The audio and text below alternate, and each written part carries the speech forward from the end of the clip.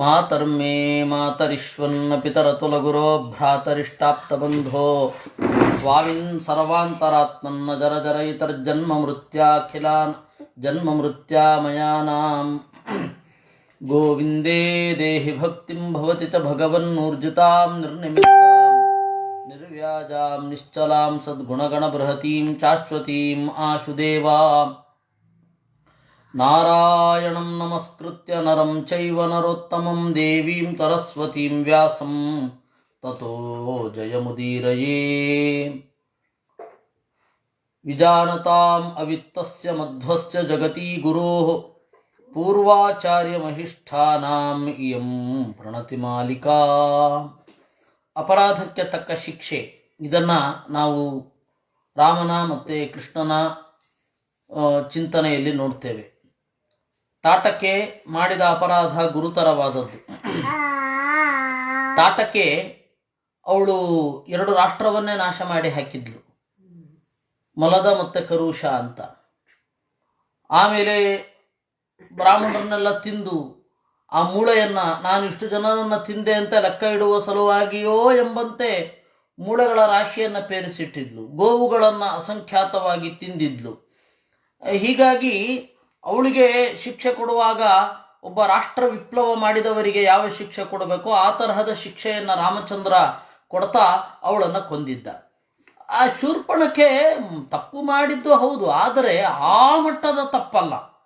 ಅದರಿಂದಾಗಿ ಅವಳ ಅಂಗಾಂಗಗಳನ್ನು ವಿರೂಪ ಮಾಡಿದ ಅನ್ನೋದು ನಮಗೆ ಇಷ್ಟು ಗೊತ್ತಾಗತ್ತೆ. ಹೀಗಾಗಿ ತಪ್ಪಿಗೆ ತಕ್ಕ ಶಿಕ್ಷೆ. ತತ್ಪ್ರೇರಿತಾನ್ ಸಪದಿ ಭೀಮಬಲಾನ್ ಪ್ರಯಾತಾನ್ ತಸ್ಯಾಕ್ಷರತ್ರಿಶಿರದೂಷಣ ಮುಖ್ಯಬಂಧೂನ್ ಜಘ್ನೇ ಚತುರ್ದಶಸಹಸ್ರಮವಾರಣೀಯ ಕೋದಂಡಪಾಣಿರಖಿಲಸ್ಯ ಸುಖಂ ವಿಧಾತುಂ. ತತ್ಪ್ರೇರಿತಾನ್, ಅವಳು ಹೋಗಿ ಖರದೂಷಣರಿಗೆ ದೂರು ಕೊಟ್ಲು.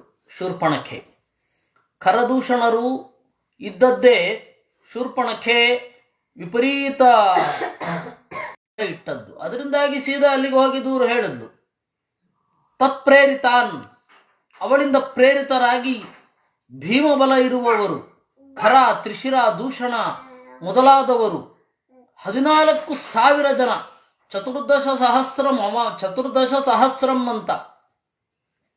ಆದ್ದರಿಂದಾಗಿ ಅವಾರಣೀಯ ಕೋದಂಡಪಾಣಿಹಿ, ಯಾರಿಗೂ ರಾಮನನ್ನು ತಡೆಯಲಿಕ್ಕಾಗಲೇ ಇಲ್ಲ. ಬಾಣದಿಂದ ಬಿಲ್ಲು ಬಾಣಗಳನ್ನು ಹಿಡಿದು ಅವರನ್ನು ಗುರಾಯಿಸಿ ದೂರವೇ ನಿಲ್ಲಿಸಿದ್ನಂತೆ ರಾಮಚಂದ್ರ.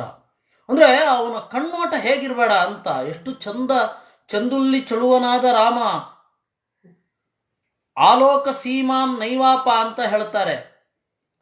ರಾಮನ ಎದುರುಗಡೆ ಬಂದು ಅಲ್ಲಿಂದ ಮುಂದೆ ಬರ್ಲಿಕ್ಕಾಗ್ಲಿಲ್ಲಂತೆ. ರಾಮ ಆಮೇಲೆ ಬಾಣ ಪ್ರಯೋಗ ಮಾಡಿದ್ದು. ಅಷ್ಟು ಜನರನ್ನ ಎದುರಿಸಬೇಕಾದ್ರೆ ಎಂತಹ ಗುಂಡಿಗೆ ಇರಬೇಡ.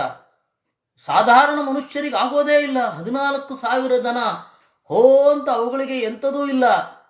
ಬಂದು ಕತ್ತಿ ಹಿಡ್ಕೊಂಡು ಕಿರುಚುತ್ತಾ ಇರ್ತವೆ, ಅರಚುತ್ತಾ ಇರ್ತವೆ, ಎಸಿತಾ ಇರ್ತವೆ ದೂರದಿಂದ. ಅಂಥವ್ರನ್ನೆಲ್ಲರನ್ನ ಒಬ್ಬನೇ ನೋಟದಿಂದ ತಡೆದು ಆಮೇಲೆ ಹೊಡೆಯೋದು ಇದೆಯಲ್ಲ, ಅದು ಮನುಷ್ಯ ಮಾತ್ರನಿಗೆ ಆಗದ ಕೆಲಸ. ಚತುರ್ದಶ ಸಹಸ್ರಂ ಅವಾರಣೀಯ ಕೋದಂಡಪಾಣಿಹಿ, ಇದನ್ನೇ ಭಾಗವತದಲ್ಲಿ ಹೇಳಿದ್ದು. ರಕ್ಷಸ್ವಸುಹು ವ್ಯಕೃತ ರೂಪಮ ಶುದ್ಧ ಬುದ್ಧೇ ತಸ್ಯಾಕ್ಷರ ತ್ರಿಶಿರದೂಷಣ ಮುಖ್ಯಬಂಧೂನ್ ಜಘ್ನೇ ಚತುರ್ದಶ ಸಹಸ್ರಮವಾರಣೀಯ ಕೋದಂಡಪಾಣಿರಟಮಾನ ಉವಾಚ ಕೃಚ್ಛ್ರಂ. ಜಘ್ನೇ ಚತುರ್ದಶ ಸಹಸ್ರಮವಾರಣೀಯ ಕೋದಂಡಪಾಣಿಹಿ ಅನ್ನೋದನ್ನ ವೇದವ್ಯಾಸರ ಸಾಹಿತ್ಯದಿಂದ ಆಚಾರ್ಯರು ಹಾಗೆ ತೆಗೆದು ಹೇಳಿದ್ದಾರೆ. ಈ ತರಹದ ಚತುರ್ದಶ ಸಹಸ್ರಂ ಅವಾರಣೀಯ ಕೋದಂಡಪಾಣಿಹಿ 14,000 ಜನರನ್ನ ರಾಮಚಂದ್ರ ಒಬ್ಬನೇ ಹೊಡೆದು ಹಾಕಿದ. ಹೀಗಾಗಿ ದತ್ತೇ ಭಯೇ ರಘುವರೇಣ ಮಹಾಮುನೀನಾಂ ದತ್ತೇ ಭಯೇ ಚರಜನೀಚರ ಮಂಡಲಸ್ಯ ರಕ್ಷಪತಿ ಸ್ವಸುರ್ಮುಖಾದ ವಿಕಂಪನಾಚ್ಚ ಶ್ರುತ್ವಾ ಬಲಂ ರಘುಪತೆ ಪರಮಾಪಚಿಂತಾಂ ಹೀಗಾಗಿ ಏನಾಯಿತು? ರಘುವರೇಣ ಮಹಾಮುನೀನಾಂ ಅಭಯೇ ದತ್ತೆ. ರಾಮಚಂದ್ರ ಮಹಾಮುನಿಗಳಿಗೆ ಅಭಯವನ್ನಿತ್ತ. ರಜನೀಚರ ಮಂಡಲಸ್ಯ ಭಯೇ ದತ್ತೆ. ರಕ್ಕಸರಿಗೆ ಭಯವನ್ನಿತ್ತ. ರಕ್ಷಪತಿ ರಾವಣ ಸ್ವಸುರ್ಮುಖಾತ್ ಮೊದಲು ಶೂರ್ಪಣಖೆಯ ಮಾತನ್ನ ಕೇಳಿದ. ರಾವಣನ ಹತ್ರ ಹೋಗಿ ಶೂರ್ಪಣಖೆ ಚೆನ್ನಾಗಿ ಬೈದ್ಲು. ಭೀತಶೇಷೇ ಗೃಹೇಶ್ವಿತಿ, ನಿನಗೆ ನಾಚಿಕೆ ಆಗೋದಿಲ್ವಾ? ಒಬ್ಬ ರಾಜ ಆದವ ನಿರಂತರವಾಗಿ ತನ್ನ ರಾಜ್ಯದ ಸೀಮೆಗಳನ್ನು, ಸರಹದ್ದುಗಳನ್ನು ನೋಡ್ತಾ ಇರಬೇಕು. ಹಾಗೆ ನೋಡದೆ ಹೋದರೆ ನಿಧಾನವಾಗಿ ಗಡಿ ಪ್ರದೇಶಗಳನ್ನು ಆಕ್ರಮಿಸಿ ಬಿಡ್ತಾರೆ. ರಾಜರಿಗೆ ಚಾರರ ಬಲ, ಚಾರರೇ ಕಣ್ಣು. ಯಾಕೆಂದ್ರೆ ರಾಜಾನಹ ಚಾರಚಕ್ಷುಷಃ ಅಂತ ಹೇಳ್ತಾರೆ. ಆ ಚಾರರನ್ನ ಇಟ್ಕೊಂಡು ಏನ್ ಮಾಡ್ತಾ ಇದ್ದೀನಿ ನೀನು? ರಾಮಚಂದ್ರ ಅಂತನ್ನುವವ, ರಾಮ ಅಂತನ್ನುವವ ಲಕ್ಷ್ಮಣನ ಜೊತೆಗೂಡಿ ನಿನ್ನ ರಾಜ್ಯದ ಗಡಿಗಳನ್ನು ಧಿಕ್ಕರಿಸಿ ಬರ್ತಾ ಇದ್ದಾನೆ. ನೋಡ್ಲಿಕ್ಕೆ ಆಗಲ್ವ ನಿನಗೆ? ನೀನು ಬರೇ ಭೋಗದಲ್ಲಿ ತೊಡಗಿದ್ದೀಯಾ ಅಂತ ಹೇಳಿ ಬೈತಾಳೆ. ಆಗ ರಾವಣ ಸುಮ್ಮನೆ ಇರ್ತಾನೆ. ಕಾರಣ ಏನು ಅಂದ್ರೆ, ತನ್ನ ತಂಗಿ ಉತ್ಪ್ರೇಕ್ಷೆ ಮಾಡಿ ಹೇಳಿರಬಹುದು. ಯಾಕೆ ಅಂದ್ರೆ, ನನಗೆ ಸುಖ ಇದೆ, ಅವಳಿಗಿಲ್ಲದ ಸುಖ ನನಗಿದೆ. ಆ ಒಂದು ತೀವ್ರವಾದ ಸಿಟ್ಟಿನಿಂದ ಅವಳು ಏನೇನೋ ಹೇಳ್ತಾ ಇರಬಹುದು ಅಂತ ಹೇಳಿ ಅವಳ ವರದಿಯನ್ನ ಉಪೇಕ್ಷೆ ಮಾಡಿದ. ಆಮೇಲೆ ಅವಿಕಂಪನ ಅಂತ ಬಂದ. ವಸ್ತುತಃ ಅವನ ಹೆಸರು ಅಕಂಪನ ಅಂತ. ಅಕಂಪನ ಅಂತಂದ್ರೆ ಯಾರಿಗೂ ನಡುಗದವ ಅಂತ. ಆದರೆ ಅವಿಕಂಪನ ಅಂತ ತಮಾಷೆ ಮಾಡ್ತಾರೆ ಆಚಾರ್ಯರು. ಕಟುಕನ ಕತ್ತಿಯನ್ನು ನೋಡಿದ ಮೇಕೆಯ ಹಾಗೆ ನಡುಗುತ್ತಾ ಇದ್ದ ಅಂತ ಆಚಾರ್ಯರು ತಮಾಷೆ ಮಾಡಿ ಅವಿಕಂಪನ, ಅಕಂಪನ ಅಂತ ಇದ್ದದ್ದನ್ನ ಅವಿಕಂಪನ ಅಂತ. ಅಂತಹ ಆ ಅವಿಕಂಪನ ಅವನು ಬಂದು ಹೇಳಿದ, ಇದನ್ನೇ ಹೇಳಿದ. 2 ಮ್ಯಾಚ್ ಆಯಿತು. ವಸ್ತುತಃ ಅಲ್ಲಿ ಶೂರ್ಪಣಖೆ ಸುಳ್ಳು ಹೇಳ್ತಾಳೆ. ಆದ್ದರಿಂದ ಅವಿಕಂಪನ ಹೇಳಿದ್ದನ್ನ ಸತ್ಯ ಅಂತ ಗ್ರಹಿಸಿದ. ಶೂರ್ಪಣಖೆ ಹೇಳಿದ್ದು ಸತ್ಯ ಅಂತ ಅವನಿಗೆ ಅನ್ನಿಸಿತು. ಕಾರಣ ಏನು ಅಂದ್ರೆ, ಶೂರ್ಪಣಖೆ ಅಲ್ಲಿ ಚಂದ್ರುಳ್ಳಿ ಚೆಲುವೆ ಒಬ್ಳು ಇದ್ಲು, ರಾಮನ ಹೆಂಡತಿ, ನಿನಗೆ ಸರಿಯಾದ ಜೋಡಿ, ನಾನು ಕೇಳಲಿಕ್ಕೆ ಅಂತ ಹೋದೆ. ಆಗ ಅವಳು ನನ್ನನ್ನು ಈ ತರಹ ಮಾಡುವಂತೆ ಗಂಡನ ಮೂಲಕ ಮಾಡಿಸಿದಳು, ನಿನಗೆ ಸರಿಯಾದ ಜೋಡಿ ಅಂತ ಹೇಳಿಬಿಡ್ತಾಳೆ. ಅದು ಅವನಿಗೆ ಹರ್ಟ್ ಆಗತ್ತೆ, ಅದು ಅವನಿಗೆ ಕ್ಲಿಕ್ ಆಗತ್ತೆ. ನಾನು ಹೋಗಿ ಆ ಭೋಗವನ್ನು ಅನುಭವಿಸಬೇಕು ಅಂತ. ಯಾರ ವೀಕ್ನೆಸ್ ಹೇಗೆ, ಯಾರ ಹತ್ರ ಏನು ಹೇಳಬೇಕು ಅಂತ ಅನ್ನೋದನ್ನ ಶೂರ್ಪಣಖೆಯನ್ನು ನೋಡಿ ಕಲಿಯಬೇಕು. ಈ ಹಿನ್ನೆಲೆಯಲ್ಲಿ ರಕ್ಷಪತಿ ಸ್ವಸುರ್ಮುಖಾತ್ ಅವಿಕಂಪನಾಚ್ಚ, ತಂಗಿಯ ಮೊರೆಯಿಂದ ಅಕಂಪನನಿಂದಲೂ ಕೂಡ ರಘುಪತೇಹೇ ಬಲಂ ಶ್ರುತ್ವ, ರಾಮನ ಬಲವನ್ನ ಕೇಳಿ ಚಿಂತಾಂ ಪರಮಾಂ ಆಪ, ಉತ್ಕಟವಾದ ಚಿಂತೆಯನ್ನು ಹೊಂದಿದ.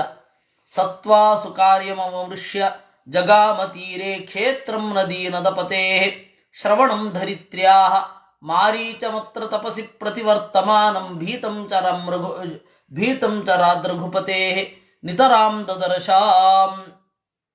ಸತು, ಆ ಮಾರೀಚ, ಇದು ರಾವಣ, ಕಾರ್ಯಂ ಅವಮೃಶ್ಯ, ಏನು ಮಾಡಬೇಕು ಅಂತ ಯೋಚನೆ ಮಾಡಿ ಸೀದ ಗೋಕರ್ಣಕ್ಕೆ ಹೋದ. ಗೋಕರ್ಣ ಅಂತ ಗೋಕರ್ಣಕ್ಕೆ ಯಾಕೆ ಹೆಸರು ಅಂದ್ರೆ, ಗೌಹು ಅಂತಂದ್ರೆ ಭೂಮಿ, ಭೂಮಿಯ ಕಿವಿಯ ಸ್ಥಾನದಲ್ಲಿ ಇದೆ. ಆದ್ದರಿಂದಾಗ ಅದನ್ನು ಗೋಕರ್ಣ ಅಂತ ಕರೆಯೋದು. ಈ ಹಿನ್ನೆಲೆಯಲ್ಲಿ ಕ್ಷೇತ್ರಂ ನದೀ ನದಪತೆ ಶ್ರವಣಂ ಧರಿತ್ರ್ಯಾ, ಧರಿತ್ರಿ ಅಂತಂದ್ರೆ ಭೂಮಿ, ಶ್ರವಣ ಅಂದ್ರೆ ಕಿವಿ, ಭೂಮಿಯ ಕಿವಿಯ ಸ್ಥಾನದಲ್ಲಿರುವ ಗೋಕರ್ಣಕ್ಕೆ ಹೋದ. ಅಲ್ಲಿ ಯಾರಿದ್ದ? ಮಾರೀಚ ಮತ್ರ ತಪಸಿ ಪ್ರತಿವರ್ತಮಾನಂ, ಮಾರೀಚ ತಪಸ್ ಮಾಡ್ತಾ ಇದ್ದ. ಮಾರೀಚನಿಗೆ ಒಳ್ಳೆ ಬುದ್ಧಿ ಬಂದಿತ್ತು ಅಂತ ಅಂದುಕೊಳ್ಬೇಡಿ. ರಘುಪತೇಹೇ ಶರಾದ್ ಭೀತಂ ದದರ್ಶ, ರಾಮನ ಬಾಣದಿಂದ ಬೆದರಿ ತಪಸ್ಸು ಮಾಡಿಕೊಂಡಿದ್ದ. ತಪಸ್ಸು ಯಾಕೆ ಅಂದರೆ ತನ್ನ ರಕ್ಷಣೆಗಾಗಿಯೇ ವಿನಃ ಒಳಗಡೆ ಏನೋ ಬದಲಾವಣೆ ಅಲ್ಲ. ತೇನಾರ್ಥಿತ ಸಪದಿ ರಾಘವ ವಂಚನಾರ್ಥೆ ಮಾರೀಚ ಆಹ ಶರವೇಗ ಮಮುಷ್ಯ ಜಾನನ್ ಶಕ್ಯೋ ನತೆ ರಘುವರೇಣ ಹಿ ವಿಗ್ರಹೋತ್ರ ಜಾನಾಮಿ ಸಂಸ್ಪರ್ಶಮಸ್ಯ ಶರಸ್ಯ ಪೂರ್ವಂ. ತೇನಾರ್ಥಿತ, ಅವನು ಹೋಗಿ ರಾವಣ ಮಾರೀಚನ ಬಳಿ ತನ್ನ ಪ್ಲಾನ್ಗಳನ್ನೆಲ್ಲ ಹೇಳಿದ. ನೀನು ಸೀತೆಯನ್ನು ಅಪಹರಿಸಬೇಕು, ಗೊತ್ತಾಯ್ತಾ, ರಾಮನನ್ನ ಮೋಸ ಮಾಡಬೇಕು, ರಾಮನನ್ನ ಮೋಸಗೊಳಿಸಿ ನಾನು ಸೀತೆಯನ್ನೇ ಎತ್ಕೊಂಡು ಬರ್ತೇನೆ, ಅದಕ್ಕೆ ನಿನ್ನ ಸಹಕಾರ ಬೇಕು ಅಂತ. ಆಗ ಮಾರೀಚಮತ್ರ ತಪಸಿ ಪ್ರತಿವರ್ತಮಾನಂ ಶಕ್ಯೋ ನತೆ ರಘುವರೇಣ ಹಿ ವಿಗ್ರಹೋತ್ರ. ಬೇಡ, ರಾಮನ ಜೊತೆ ಮಾತ್ರ ಯುದ್ಧ ಮಾಡ್ಲಿಕ್ಕೆ ಹೋಗಬೇಡ. ಯಾಕೆಂದ್ರೆ ಜಾನಾಮಿ ಸಂಸ್ಪರ್ಶಮಸ್ಯ ಶರಸ್ಯ ಪೂರ್ವಂ, ಈ ಹಿಂದೆ ನಾನು ರಾಮನ ಬಾಣದ ಸ್ಪರ್ಶವನ್ನು ತಿಳಿದಿದ್ದೇನೆ ಅಂತ ಹೇಳ್ತಾನೆ. ಅಲ್ಲಿ ಹೇಳುವಾಗ ಒಂದಕ್ಷರ ಕಡಿಮೆ ಇದೆ. ಜಾನಾಮಿ ಸಂಸ್ಪರ್ಶಮಸ್ಯ ಶರಸ್ಯ ಪೂರ್ವಂ ಅಂದ್ರೆ ಒಂದಕ್ಷರ ಕಡಿಮೆ.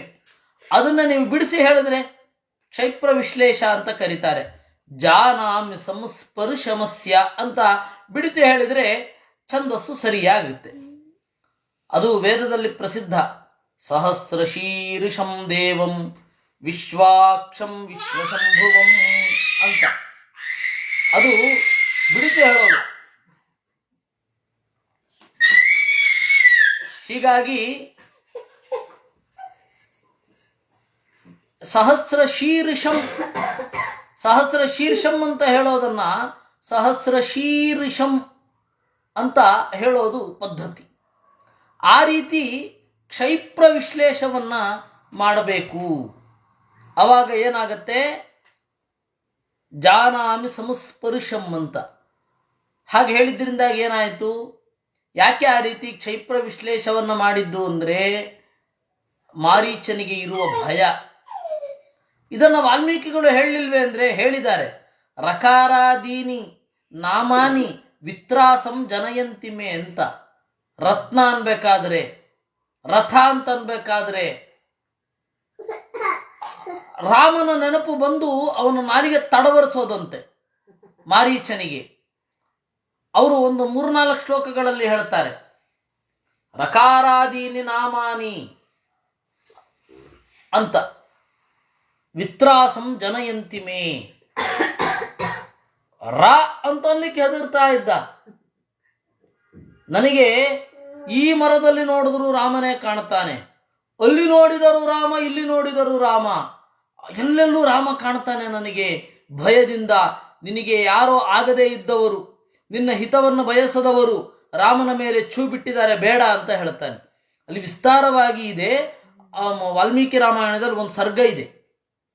ಆ ಎಲ್ಲ ಭಯವನ್ನು ಆಚಾರ್ಯರು ಸಂಸ್ಪರ್ಶಮಸ್ಯ ಅಂತ ಅದನ್ನು ಬಿಡಿಸಿ ಸಂಸ್ಪರ್ಶಂ ಹೇಳುವಾಗ ಬಾಯಿ ತೊಡವರಿಸಿದಾಗ ಅಕ್ಷರವನ್ನು ಬಿಡಿಸ್ತೇವೆ ನಾವು.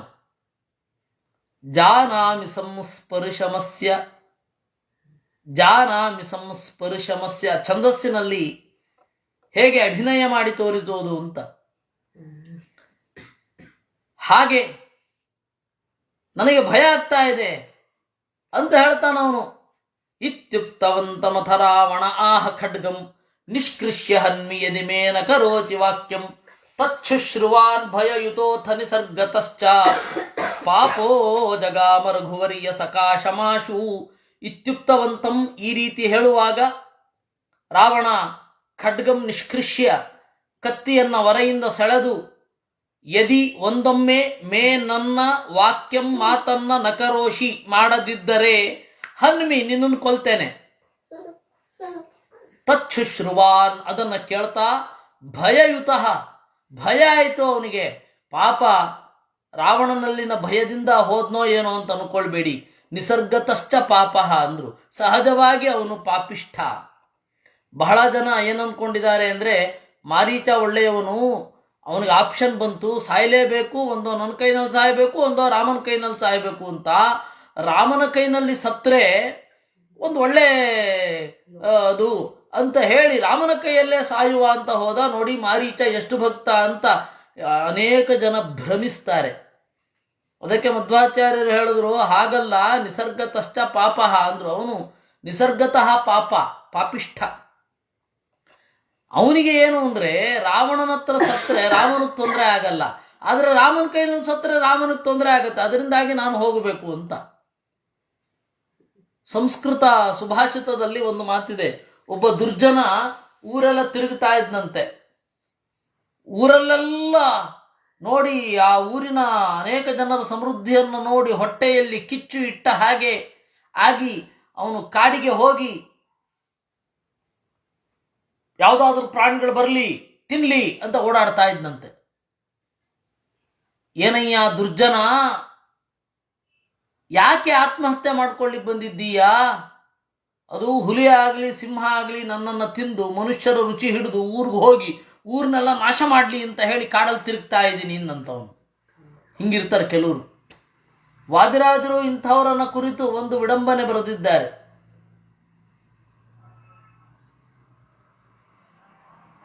ಒಬ್ಬನಿಗೆ ಅಪಶಕುನ ಉಂಟು ಮಾಡಬೇಕು ಅಂತ ಸ್ವನಾಸಿಕಾ ಛೇದಮಪೀಹ ಸೋಢ್ವಾ ಖಲೋ ನಿರುಂಧೆ ಖಲು ಸತ್ಪ್ರಯಾಣಂ ಅಂತ. ಸ್ವನಾಸಿಕಾ ಛೇದಮಪೀಹ ಸೋಢ್ವಾ, ಯಾರೋ ಒಬ್ಬ ಸಜ್ಜನ ಹೋಗ್ತಾ ಇದ್ದಾನೆ, ಅವನಿಗೆ ಅಪಶಕುನ ಆಗಬೇಕು, ಅವನು ಹೋದ ಕೆಲಸ ಆಗಬಾರದು, ಅವನಿಗೆ ಮನಸ್ಸು ಮುದುಡುವಂತೆ ಮಾಡಬೇಕು. ಏನ್ ಮಾಡಲಿ, ಅಪಶಕುನ ಕೊಡುವಂಥದ್ದು ಏನೂ ಇಲ್ಲ ಅಂತ ಹೇಳಿ ತನ್ನ ಮೂಗನ್ನ ಹಿಂಗೆ ಕೊಯ್ಕೊಂಡು ಗಾಯ ಮಾಡ್ಕೊಂಡು ಹೋದಂತೆ. ಗಾಯ ನೋಡಬಾರ್ದಲ್ಲ, ಗಾಯಗೊಂಡವನು ಎದುರಾದ್ರೆ ಅಪಶಕುನ. ಈ ತರಹದ ದುರ್ಜನರು ಇರ್ತಾರೆ. ಹೀಗಾಗಿ ಅಂತಹ ದುರ್ಜನರಲ್ಲಿ ಅಗ್ರಗಣ್ಯ ಮಾರೀಚ. ಅವ ಏನ್ ಮಾಡಿದ, ನಾನು ಸತ್ರು ಪರವಾಗಿಲ್ಲ, ರಾಮನಿಗೆ ತೊಂದರೆ ಆಗಬೇಕು ಅಂತ ಅವನು ಹೊರಟಿದ್ದು. ಎಂತೆಂಥ ಅವರನ್ನು ಚಿತ್ರಿಸ್ತಾರೆ ವಾಲ್ಮೀಕಿಗಳಾಗಲಿ. ಎಷ್ಟು ಪುರುಷೋತ್ತಮರನ್ನು ಚಿತ್ರಿಸ್ತಾರೋ ಅದೇ ರೀತಿ ಪುರುಷಾಧಮರನ್ನು ಚಿತ್ರಿಸಿರ್ತಾರೆ. ಪುರುಷೋತ್ತಮ ಪುರುಷಾಧಮರನ್ನ ಒಟ್ಟಿಗೆ ಚಿತ್ರಿಸಿರೋದು ಅಂತಂದ್ರೆ ಮಹಾಭಾರತ ರಾಮಾಯಣ.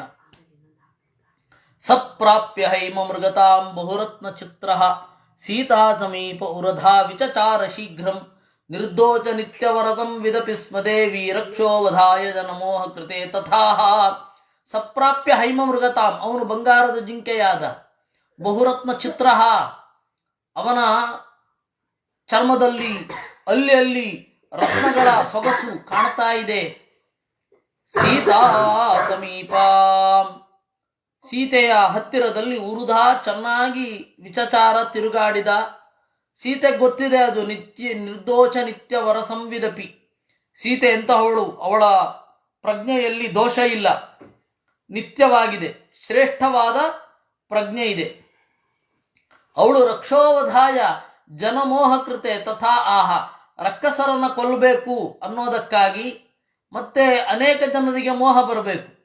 ನೋಡಿ, ಸೀತೆ ಜಗನ್ಮಾತೆ ಅಂತ ಹೇಳ್ತಾರೆ, ಅವಳಿಗೂ ಕೂಡ ಈ ತರಹದ ಕಷ್ಟ ಬಂತಲ್ಲ ಅಂತ ಅವರಿಗೆ ಮೋಹ ಬರಬೇಕು ಅಂತ ಹೇಳಿ ತಿರುಗಾಡಿದ.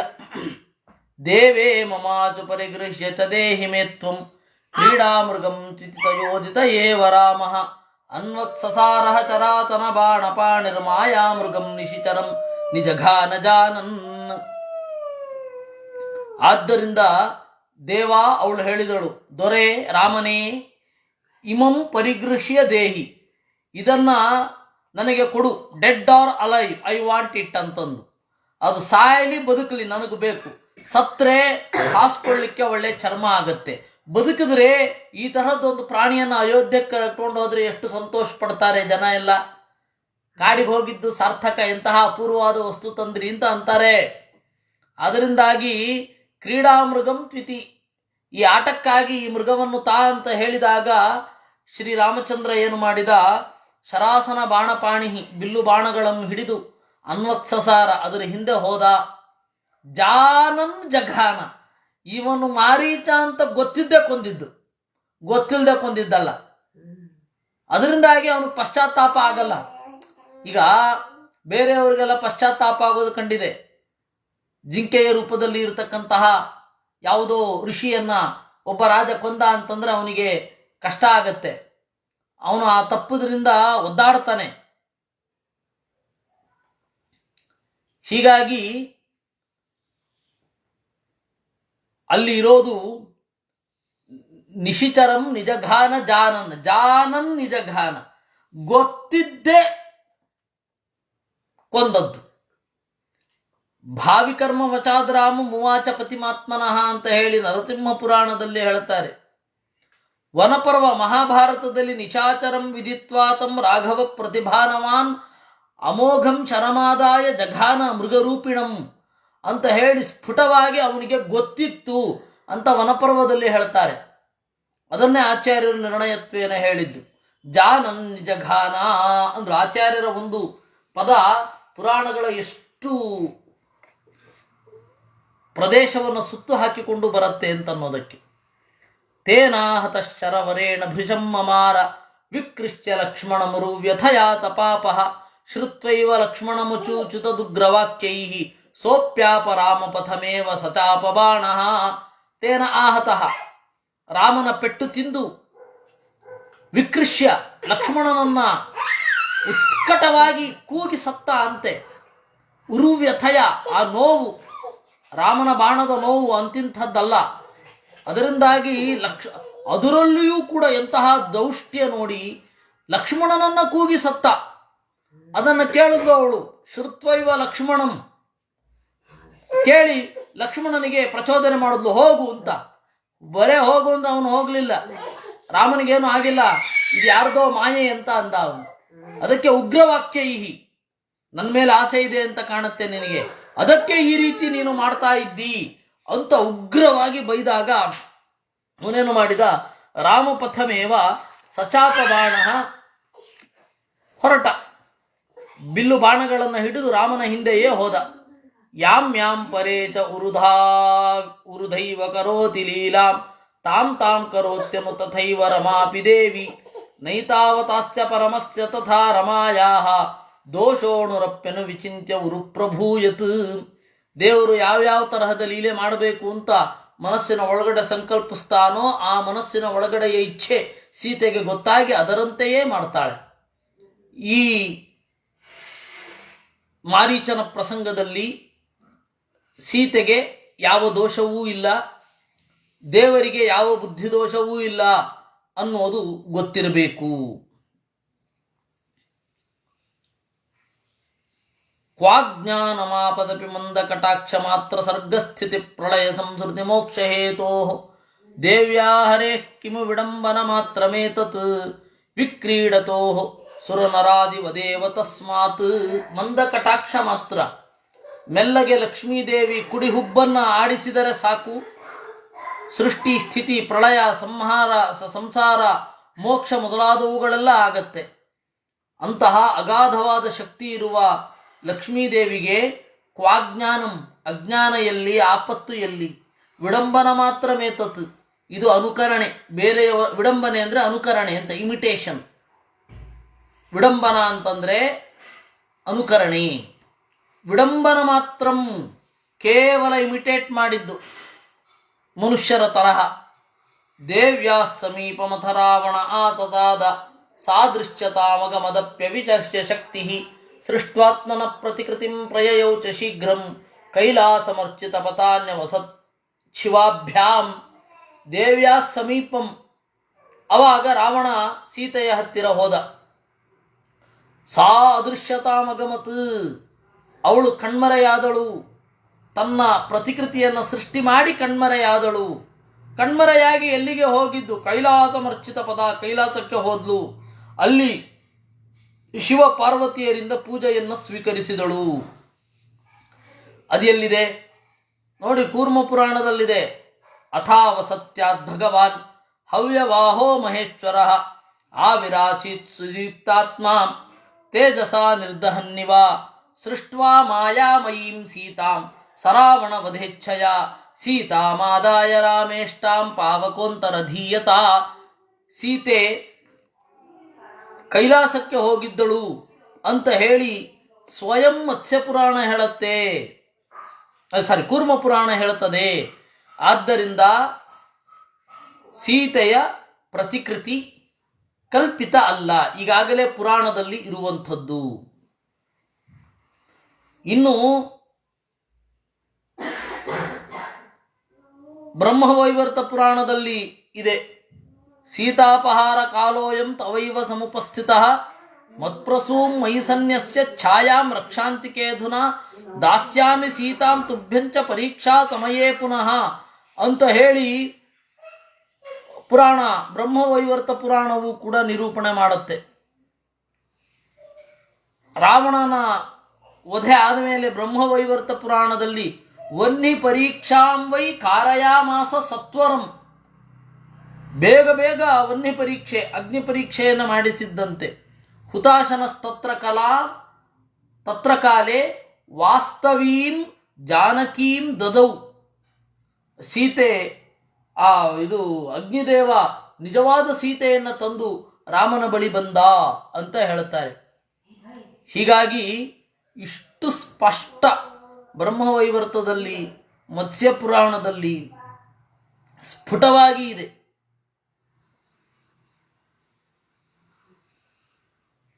ತಸ್ಯಾಸ್ತುತಾಂ ಪ್ರತಿಕೃತಿಂ ಪ್ರವಿವೇಚ ಚಕ್ರಃ ದೇವ್ಯಾಶ್ಚ ಸನ್ನಿಧಿಯುತಾಂ ವ್ಯವಹಾರ ಸಿದ್ಧ್ಯೈ ಆದಾಯ ತಾಮಥ ಯಯೌ ರಜನೀಚರೇಂದ್ರೋ ಜಿತ್ವಾ ಜಟಾಯುಷ ಮುರುಶ್ರಮತೋ ನಿರುದ್ಧಃ.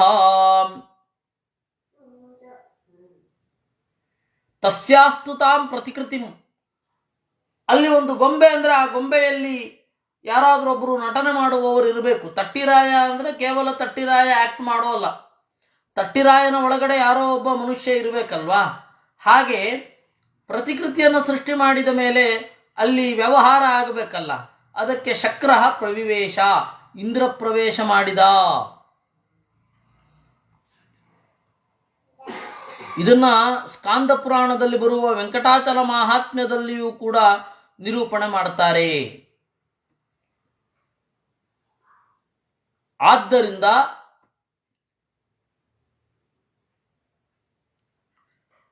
ಅಲ್ಲಿ ಇದ್ದದ್ದು ವೇದವತಿ ಅಲ್ಲ, ಸ್ವಯಂ ಇಂದ್ರ ಮತ್ತು ದೇವ್ಯಾಶ್ಚ ಸನ್ನಿಧಿಯುತಾಂ. ಸೀತೆಯದ್ದೇ ಮುಖ ಬರಬೇಕಲ್ಲ, ಸೀತೆಯ ಮುಖ ಬರಬೇಕು ಅಂತಂದ್ರೆ ಸೀತೆಯ ಸನ್ನಿಧಾನ ಇರಬೇಕಿಲ್ಲ, ಅಂದ್ರೆ ಸೀತೆಯ ಸೌಂದರ್ಯ ಹೆಂಗೆ ಕೂಡತ್ತೆ. ಆದ್ದರಿಂದ ಅಲ್ಲಿ ವೇದವತಿ ಅಂತ ಹೇಳಿ ಒಂದು ಪಾತ್ರ ಉಂಟು, ಆದರೆ ಆ ವೇದವತಿ ಅಂದರೆ ಬೇರೆ ಯಾರೂ ಅಲ್ಲ, ಸ್ವಯಂ ಲಕ್ಷ್ಮೀದೇವಿಯೇ. ಹೀಗಾಗಿ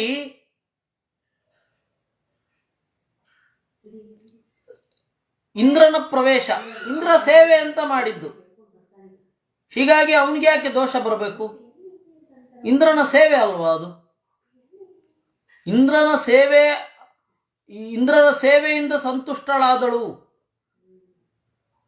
ಅಲ್ಲಿ ತ್ರಿಜಟೆ ಅಂತ ಹೇಳಿ ಒಬ್ಬಳು ಆಸುರಿ ಇದ್ಲು, ರಾಕ್ಷಸಿ. ಅವಳು ಸೀತೆಯ ಸೇವೆ ಮಾಡಿದ್ಲು. ಅಲ್ಲಿ ಸೀತೆಯ ಸೇವೆ ಮತ್ತೆ ಇಂದ್ರನ ಸೇವೆ ಮಾಡಿದ ಹಾಗಾಯಿತು. ಅದರಿಂದಾಗಿ ಆ ತ್ರಿಜಟೆ ಮುಂದೆ ಸುಭದ್ರೆ ಆಗಿ ಇಂದ್ರನ ಮಡದಿ ಆದ್ಲು, ಸುಭದ್ರೆ ಆದ್ಲು. ಹೀಗಾಗಿ ದೋಷ ಏನಿಲ್ಲ ಅಲ್ಲಿ, ಇಂದ್ರನ ಅದ್ಭುತವಾದ ಸೇವೆ ಅದು. ವ್ಯವಹಾರ ಸಿದ್ಧೈ.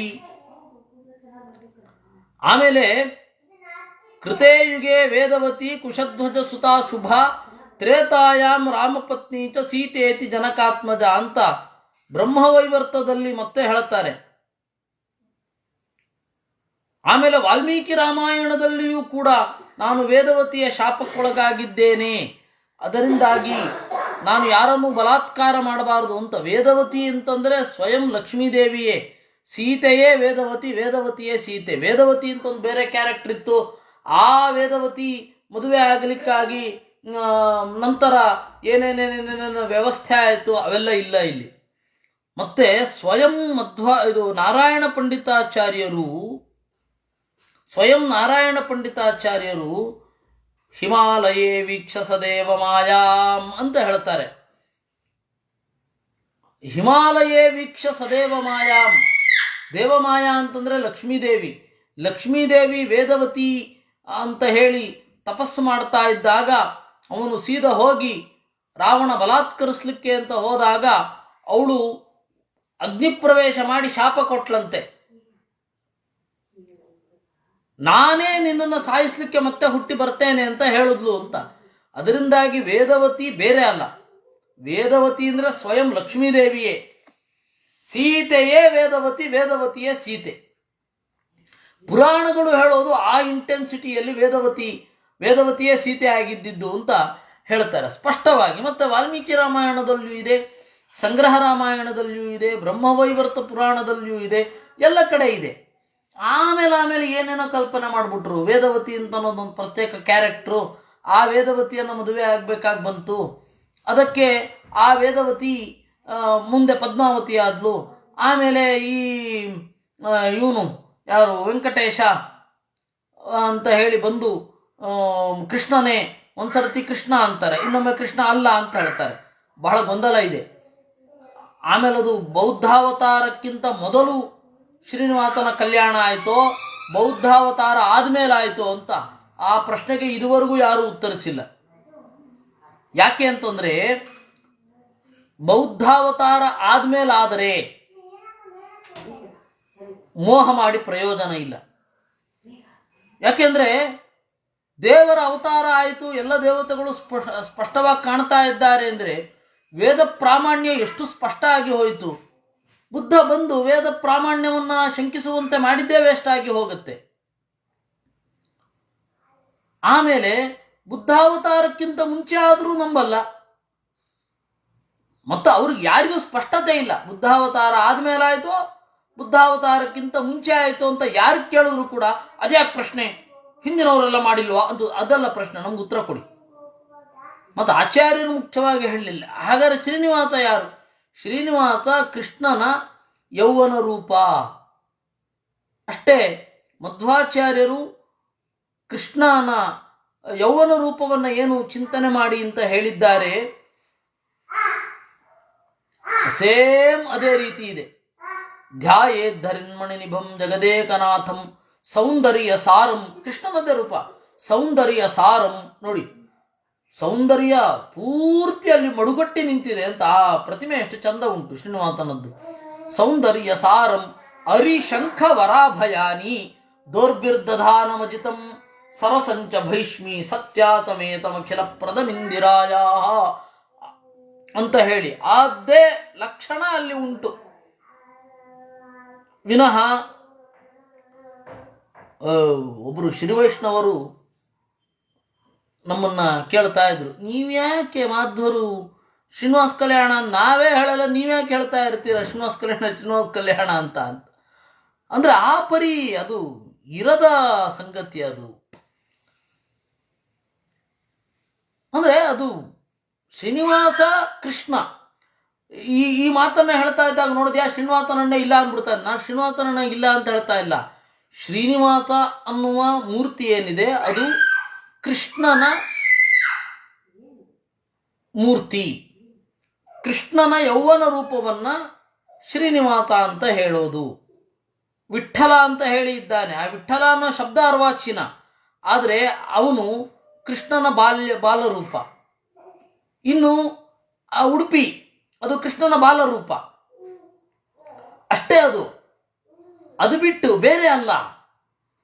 ಆದರೆ ಅದು ಹೇಳಿದ್ರೆ ಕೇಳ್ತಾ ಇಲ್ಲ, ಯಾರು ಕೇಳ್ತಾ ಇಲ್ಲ. ಕೆಲವೊಬ್ಬರಿಗೆ ಬೇಡವೂ ಬೇಡ, ಇನ್ನು ಕೆಲವರಂತೂ ಆ ಶ್ರೀನಿವಾಸ ಕಲ್ಯಾಣ ಅಂತ ಹೇಳಿ ಮಾಡ್ತಾರೆ. ಅದು ಅಶಾಸ್ತ್ರೀಯ.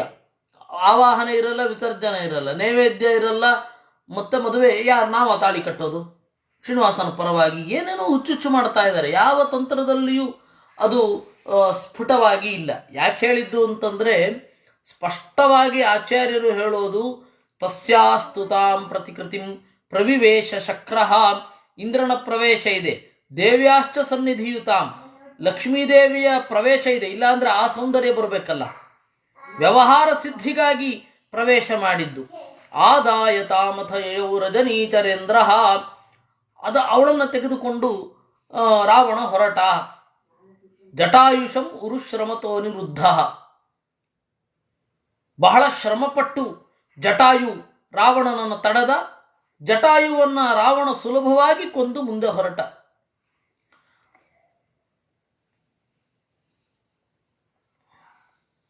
ಆಮೇಲೆ ಇದು ಆಚಾರ್ಯರ ಕಲ್ಪನೆ ಅಲ್ಲ, ಅಧ್ಯಾತ್ಮ ರಾಮಾಯಣದಲ್ಲಿಯೂ ಕೂಡ ನೋಡಿ ಸ್ಪಷ್ಟವಾಗಿ ತ್ವಂತು ಛಾಯಾಂ ತ್ವದಾಕಾರಾಂ ಸ್ಥಾಪಯಿತ್ವೋಟಜೇ ವಿಷ ಅಜ್ಞಾವದೃಶ್ಯ ರೂಪೇಣ ವರ್ಷಂ ತಿಷ್ಠ ಮಮಾಜ್ಞಯ ಅಂತ ಹೇಳಿ ರಾಮ ಹೇಳ್ತಾನೆ. ಆದ್ದರಿಂದ ಇಲ್ಲಿ ಸ್ಫುಟವಾಗಿ ಎಲ್ಲ ಕಡೆ ನೀವು ಪುರಾಣದ ಒಳಗಡೆ ಹೊಕ್ಕು ನೋಡಿದರೆ ಎಲ್ಲ ಕಡೆ ಸೀತೆಯ ಪ್ರತಿಕೃತಿ ಅಂತಲೇ ಉಂಟು. ಸೀತೆಯನ್ನೇ ತೆಗೆದುಕೊಂಡು ಹೋದ ಅಂತ ಹೇಳಿ ಇಲ್ಲ. ಆದಾಯತಾಮಥಯೋ ರಜನೀಚರೇಂದ್ರೋ, ಆಮೇಲೆ ಜಟಾಯು ಬಂದ, ತನ್ನ ಕರ್ತವ್ಯ ಅಂತ ಹೋರಾಡ್ದ. ಅವನು ಗೊತ್ತಿತ್ತು ಜಟಾಯುವಿಗಿಂತ 10 ಪಟ್ಟು 100 ಪಟ್ಟು ಬಲ ರಾವಣನಿಗೆ ಇರೋದು. ಜಟಾಯು ಏನು ಅಲ್ವೇ ಅಲ್ಲ ರಾವಣನಿಗೆ, ಆದರೆ ಅವನ ಪ್ರಯತ್ನ ದೇವರ ಸೇವೆ ಅಂತ ಮಾಡಿದ್ದವನು. ಮಾರ್ಗೇ ವ್ರಜಂತಮಭಿಯಾಯ ತಥೋ ಹನುಮಾನ್ ಸಂವಾರಿತೋ ರವಿಸುತೇನ ಚ ಜಾನಮಾನಃ ದೈವಂತು ಕಾರ್ಯಮತ ಕೀರ್ತಿಮಭೀಪ್ಸಮಾನಃ ರಾಮಸ್ಯ ನೈನ ಮಹನದ್ವಚನಾಧರೇಶ್ಚ. ಮಾರ್ಗೇ ವ್ರಜಂತಂ, ದಾರಿಯಲ್ಲಿ ಹೋಗುವಾಗ ಹನುಮಂತ ನೋಡಿದ, ರಾವಣನನ್ನ ತಡಿತೇನೆ ಅಂತ ಹೊರಟ. ಆಗ ರವಿಸುತೇನ ಸಂವಾರಿತ, ಸುಗ್ರೀವ ತಡೆದ. ನಮಗೆ ಯಾಕೆ ಬೇಕು, ನಮಗೆ ಸಂಬಂಧವಿಲ್ಲದ ಕೆಲಸದಲ್ಲಿ ತಲೆ ಹಾಕಬಾರದು ಅಂತ. ವಸ್ತುತಃ ಸಂಬಂಧವಿಲ್ಲದೆ ಹೋದ್ರು ರಾಮನ ಸೇವೆ ಅಂತ ಆಗಿದ್ದಿದ್ರೆ ಅದೇ ಸಂಬಂಧ ಅಂತ ಅನ್ಕೊಂಡು ಹನುಮಂತ ತಡಿತಾ ಇದ್ದ. ಆದರೆ ದೈವ ಸಂಕಲ್ಪ ಏನಿದೆ, ಮತ್ತೆ ರಾಮನಿಗೆ ಕೀರ್ತಿ ಬರಬೇಕು. ರಾಮನಿಗೆ ಕೀರ್ತಿ ಬರಬೇಕಾದ್ದರಿಂದಾಗಿ ಆಗಲೇ ಹನುಮಂತ ದಾಳಿ ಮಾಡಿ ಅದನ್ನೆಲ್ಲ ಗೋಸರಾಳಿ ಮಾಡಲಿಲ್ಲ. ರಾಮಸ್ಯ ನೈನ ಮಹನದ್ ವಚನಾದ್ ಹರೇಶ್ಚ, ಮತ್ತೆ ದೇವರ ಮಾತು ಏನಿದೆ, ನಾನೇ ಬಂದು ನಿಮ್ಮನ್ನು ಕೊಲ್ತೇನೆ ಅಂತ ಈ ಹಿಂದೆ ಜಯ ವಿಜಯರಿಗೆ ಶಾಪ ಕೊಡುವಾಗ ಹೇಳಿದ್ದಾನೆ. ದೇವರ ಮಾತು ಸತ್ಯ ಆಗ್ಬೇಕಾದ್ರೆ ನಾನು ಸುಮ್ಮನೆ ಇರಬೇಕು ಅಂತ. ಯಾರೋ ಒಬ್ಬ ಪ್ರಶ್ನೆ ಮಾಡಿದ, ಈ ಪ್ರಕೃತನದ ಪ್ರಶ್ನೆಗಳು ಅಂತನ್ನೋದಕ್ಕೆ ಇದೊಂದು ಒಳ್ಳೆ ಉದಾಹರಣೆ ನಾನಿವಾಗ ಹೇಳುವಂಥದ್ದು. ನನ್ನ ಕೇಳಿದ ಅವನು, ಆಂಧ್ರ ಪ್ರದೇಶದವ, ಅಲ್ಲ ಎಲ್ಲ ಕಡೆ ನಿಮ್ಮ ಮಧ್ವಾಚಾರ್ಯರು ಹನುಮಂತ ತನಗೆ ಶಕ್ತಿ ಇದ್ರೂ ರಾಮನಿಗಾಗಿ ಬಿಟ್ಟ, ರಾವಣನನ್ನು ಕೊಲ್ಲುವ ಶಕ್ತಿ ಇದ್ರೂ ರಾಮನಿಗಾಗಿ ಬಿಟ್ಟ, ರಾಮನಿಗೆ ಕೀರ್ತಿ ಬರಲಿ ಅಂತ ಹೇಳಿ ಹನುಮಂತ ಸುಮ್ಮನೆ ಇದ್ದ ಅಂತ ಹೇಳ್ತಾರಲ್ಲ, ಇದು ರಾಮನ ಕೀರ್ತಿಗೆ ಕಳಂಕ ಅಲ್ವೇ ಅಂತ ಪ್ರಶ್ನೆ ಅವನು. ಅದಕ್ಕೆ ನಾನು ಹೇಳಿದೆ, ಮನಸ್ಸಿನಲ್ಲಿ ಗೌರವ ಇರೋದ್ರಿಂದಾಗಿ ಅಲ್ವಾ ಸುಲಭವಾದ ಕೆಲಸವನ್ನು ಅವ್ರಿಗಾಗಿ ಮಾಡೋಲ್ಲ ಅಂತ. ಇವಾಗ ಟೇಪ್ ಕಟ್ ಮಾಡೋದು ದೊಡ್ಡ ಸಂಗತಿ ಅಲ್ಲ, ಶಕ್ತಿ ಯಾರಿಗೂ ಉಂಟು. ಆದರೆ ಕಟ್ ಮಾಡೋಲ್ಲ ಯಾಕೆಂದ್ರೆ ಕೇವಲ ಗೌರವ ಭಾವನೆಯಿಂದ ಅದನ್ನು ಕತ್ತರಿಸ್ಲಿಕ್ಕೆ ಬಿಡಲ್ಲ ಅಷ್ಟೇ ವಿನಃ ಕತ್ತರಿಸ್ಲಿಕ್ಕೆ ಆಗಲ್ಲ ಅಂತ ಕತ್ತರಿಸದೇ ಇರೋದಲ್ಲ. ಉದ್ಘಾಟನೆ ಇರುತ್ತೆ, ಯಾವುದೋ ಅಂಗಡಿಯದ್ದೋ ಮಳಿಗೆಯದ್ದೋ ಯಾವುದೋ ಒಂದು ಗ್ರಂಥಾಲಯದ್ದೋ ಉದ್ಘಾಟನೆ ಇರುತ್ತೆ. ಏನು ಸ್ವಾಮಿಗಳಿಗೆ ಮಾತ್ರ ಟೇಪ್ ಕಟ್ ಮಾಡ್ಲಿಕ್ಕೆ ಆತ, ನಮ್ಮ ಕೈನಲ್ಲಿ ಕಟ್ ಮಾಡ್ಲಿಕ್ಕೆ ಆಗಲ್ವಾ? ಅಲ್ಲ, ಅಲ್ಲಿ ಭಾವನಾತ್ಮಕವಾದ ಗೌರವ ಅದು. ನಮ್ಗೆ ಮಾಡ್ಲಿಕ್ಕೆ ಆಗಲ್ಲ ಅಂತಲ್ಲ, ನನಗೂ ಮಾಡ್ಲಿಕ್ಕೆ ಆಗತ್ತೆ. ಆ ಗೌರವ ನಾನು ಇವ್ರಿಗಾಗಿ ಮಾಡಬಾರದು ಅಂತ ಇಟ್ಕೊಂಡ್ರೆ ಅದು ದೊಡ್ಡ ಸಂಗತಿ ಅಲ್ವಾ? ಹನುಮಂತ ಎಂತಹ ಬಲಿಷ್ಠ, ಅವನು ರಾಮನಿಗಾಗಿ ಉಳಿಸಿದ ಅಂದ್ರೆ ಒಂದು ಪ್ರೀತಿ ಇರಬೇಕು, ಒಂದು ಗೌರವ ಇರಬೇಕು, ವಾತ್ಸಲ್ಯ ಇರಬೇಕು, ಗೌರವ ಇರಬೇಕು. ರಾಮನ ವಾತ್ಸಲ್ಯ ಹನುಮಂತನಿಗೆ ಸಿಕ್ಕಿದೆ, ಅದರಿಂದಾಗಿ ಪುತ್ರನಲ್ಲಿಯೋ ತಮ್ಮನಲ್ಲಿಯೋ ಇರುವಂತಹ ವಾತ್ಸಲ್ಯ ಪ್ರೀತಿ ಅಲ್ಲ. ಮತ್ತೆ ಗೌರವ, ಆ ಗೌರವ ಭಾವುಕವಾಗಿ ಇದ್ರೆ ಆಯ್ತಲ್ಲ. ಅದರಿಂದಾಗಿ ಅದನ್ನು ಹೇಳೋದ್ರಿಂದಾಗಿ ರಾಮನ ಮಾನ ಏನು ಕಳೆದ ಹಾಗೆ ಆಗಲಿಲ್ಲ. ಹನುಮಂತನಿಗೂ ಆಗದ ರಾವಣನ ಸಂಹಾರವನ್ನು ರಾಮ ಮಾಡಿದ ಅಂತ ಯಾಕೆ ಹೇಳಬೇಕು? ರಾವಣನನ್ನು ಸಂಹಾರ ಮಾಡಲಿಕ್ಕೆ ಹನುಮಂತನಿಗೆ ಆಗ್ತಾ ಇತ್ತು. ಆದರೆ ರಾಮನ ಮೇಲಿನ ಗೌರವದಿಂದ ಬಿಟ್ಟ ಅಂದರೆ ರಾಮನ ಹೆಗ್ಗಳಿಕೆನೇ ತಾನೇ ಅಲ್ಲಿ ಹೇಳಿದ್ದು. ಅದರಿಂದಾಗಿ ಒಂದು ಸ್ವಲ್ಪ ಯೋಚನೆ ಮಾಡಿ ಮಾತನಾಡಬೇಕು, ತಲೆ ಖರ್ಚು ಮಾಡಬೇಕು. ತಲೆಯನ್ನು ಬಳಸದೆ ಹಾಗೆ ಮಾತನಾಡಬಾರದು. ಮಾರ್ಗೇ ವ್ರಜಂತಮಭಿಯಾಯ, ಅದರಿಂದಾಗಿ ದಾರಿಯಲ್ಲಿ ಹೋಗ್ತಾ ಇರುವಾಗ ರಾವಣನನ್ನು ಕೊಂದು ಬಿಡ್ತೇನೆ ಅಂತ ಹೇಳಿ ಮುನ್ನುಗ್ಗಿದ ಅಂತೆ ಹನುಮಂತ.